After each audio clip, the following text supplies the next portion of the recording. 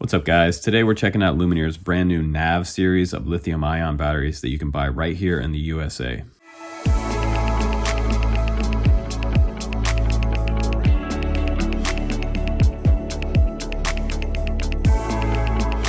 Guys, welcome back to the Camps channel. Today we're going to do a full review on the 6S6000 pack from Lumenier. This is the brand new NAV lithium-ion battery series, and today we're going to start out testing it on the Croc 75 because if you watched my review in comparison of the Mod 7 a while back, the Croc 75 was lighter and it could go further, and it also had lower kV motors and power system on here. So I'm interested to see today how a 6S6000 pack compares to the 6S 8000 packs that we've flown before. These are much bigger and they're more expensive. So if a 6000 pack can be a little bit cheaper, under $150, and still get me an upwards of 20 minutes flight time, I'll be good with that. That's plenty of flight time. 20 minutes is a long time to be in your goggles. So if I had a couple of these 6000 packs, I may be good just to go out, fly a couple packs, and then go home. So I'm interested to see if I can squeak out 20 minutes today with this. The flight test today is going to be in some pretty windy conditions, so you have to know that the amp draw is going to be a lot higher on a windy day. So we probably have a 20 to 25 mile an hour wind that the 6000 series pack is going to have to go up against. We're not going to run a GoPro today. We're going to run the DJI 03, and I'm going to show you with the goggles DVR how long I was actually able to get out of this 6000 pack. And I think you'll be impressed with how much time we can get. I'll also give you some information on how long it'll fly with a GoPro on there versus not a GoPro. And I do suggest running that DJI 03 system on there.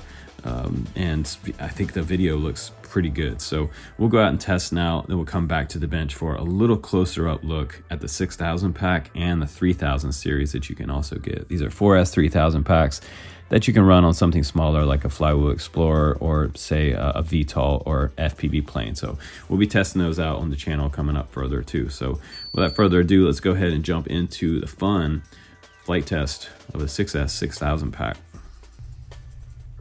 Okay, so let's go ahead and get into the flight test. It's 25 mile an hour wind up top and it's super gusty. You can see in my footage here, there's a little bit of shake in this unstabilized DVR footage.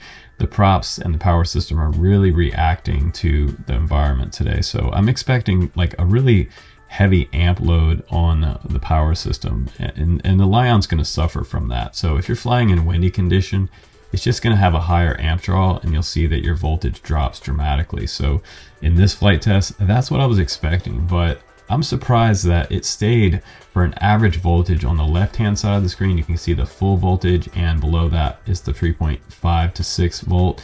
That's our average cell voltage. It didn't move down from 3.6 to 3.8 for quite a while.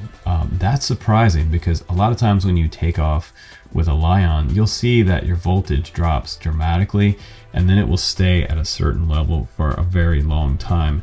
And you're barely even moving a percentage of a voltage at a time, which is really neat about Lion packs with low 6S kV motors.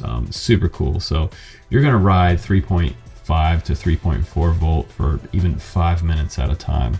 And that's what I was hoping for today. A good, strong performing battery in this type of environment. I'm expecting that if we were to fly this on a completely calm day, just cruising at our lowest throttle point, that I could pull in at least 23 to 24 minutes without a GoPro. If you're talking about flying a GoPro, you're probably going to be expecting around, I would say 18 minutes with a GoPro in the 6000 milliamp pack. But today I brought home 19 minutes coming in for a landing, and I could have pushed it further because my resting voltage went up to 3.2 volts. So I'm expecting I can definitely get a couple more minutes out of this pack.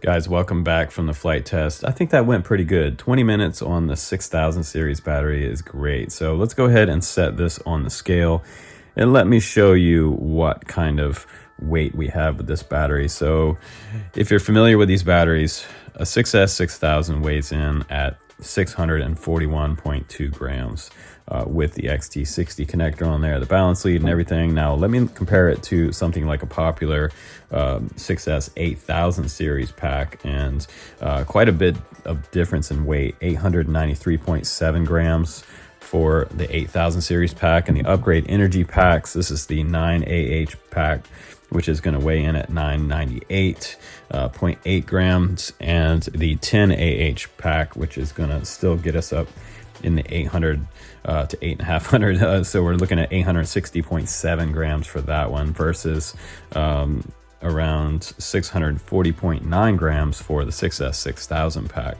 Let's go ahead and put the 4S 3000 on there and weigh that one as well. And that one's coming in at 209.1 grams. And in comparison, a 4S 3000 pack from Zod is weighing in a little more at 213.8 grams.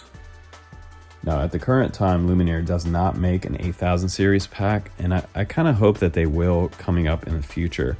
But for now, if you want to test out one of these, it'll save you a little bit of money, but it'll also save you a little bit of weight on your quad. I know there is a threshold between having a too heavy battery pack and also not having enough milliamp to get the longest flight time. So there's going to be a happy medium somewhere between 6,000 and 8,000 milliamp pack. But if you want to run a battery pack that's a little bit cheaper than an 8,000, you know, you could get a couple of these quite a bit cheaper than buying two 8000 series packs. At the end of the day, if you bought two of these at around the $150 to $200 price point, you're almost at $400 just in a couple batteries. So it gets pretty expensive pretty quick when you're doing long range. Now, one of the things that I did notice about this battery versus something like the standard full send battery or even the Gap batteries is that this one is double wrapped. So it's a little more secure around the lithium-ion cells. The NAV series packs have this sort of black coating right here that they wrapped first. And if we look a little bit closer here, you can kind of see like what I'm talking about. So there's a center black plastic wrap, and then they wrap them again with this nice like clear plastic as well. So double heat shrinked. They also have a layer on the top here, and they have a layer on the bottom just to give it a little more security, top and bottom, which is also kind of cool.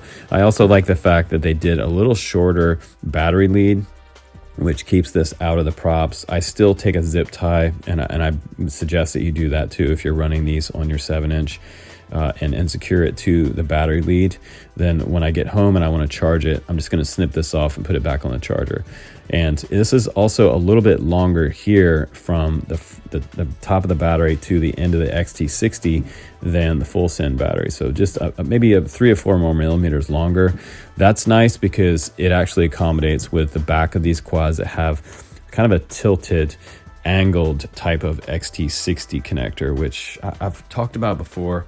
And it really gets on my nerves that we have to have a longer battery lead. If you have a lithium-ion battery on a 7-inch that has a shorter lead, it's a real pain, and it forces the battery back on the quad and changes the CG of the quad. So that's kind of annoying to have that situation. But this battery lead is long enough to reach the back end of the 75. And this one has a little more angle on it than the Maz 7. Remember, they changed the Maz 7 angle just a little slightly less, maybe about 15 degrees versus about 25 degrees to 30 degrees tilt on the Croc 7. But it did accommodate, which is cool. Now, as far as the punch and the way this battery flew, let's get into that real quick. So today is the official launch of the NAV Series lithium-ion packs. You can check these out in the link down below and go straight to Get FPV's website. Grab one of these for testing. Start out with one of them and see how it does on your quad. If you're running the Maz 7, you can probably expect a little less flight time because it has a little higher amp draw. And as far as like freestyle performance, this is not freestyle battery. This is something that you're going to take out and get the most range and flight time out of. That's the whole purpose of lithium ion. And again, if you want to run like a freestyle type of setup on your 7-inch, just use a LiPo. Use something like a 6S 4000 pack, maybe a 3000 milliamp pack, and just go out there and rip balls. But for me, for range, distance, and flight time, I'm looking at the lithium ion packs, and 6000 is about the lowest I would go on a 7-inch as far as range. I want to be able to hit that holy grail of at least 20 minutes, and anything over 20 minutes is just pure joy. So I'm happy that the 6000 pack will at least get me 20 minutes flight time, and we'll test this one again on a non-windy day when it's not blowing 25 out. I had a much higher amp draw today because of the 25-mile-an-hour winds. I could feel it on the quad pushing me back. So when you're flying on a day like that, you know, I was expecting to get 15 minutes today, and it surprised me. This is a brand new pack, and it came home around 19 minutes on my OSD, and I was still at you know, 3.1 or 2 volt when I was at a resting voltage. So I know I could run this for another 3 or 4 minutes, but I just didn't want to push it on the first day with this pack. And I also have to tell you that this pack came down slightly warm. And in other instances, when I've ran 8,000 packs down to like 3.2 volt or 3 volt per cell, that's when they start to feel really super hot in your hand. And generally when I'm driving home, I'll keep it in the passenger seat with me, just to keep an eye on that pack after I've tested it at such a flight time. So this one came down fairly cool, which is a really good sign for the lithium ion cells inside this pack. So I'm happy about this one. And again, we'll do more testing on this one and have some more fun with it. Also, we'll test out the 3000 series packs, probably on my next VTOL setup. I have a He-Wing Ranger coming in. We're gonna test out that VTOL with some RG Pilot on there. So be sure to stay tuned on the channel and subscribe for more long-range type of videos and flight tests. Guys, take care. I'm Justin Davis. I will see you on the next one.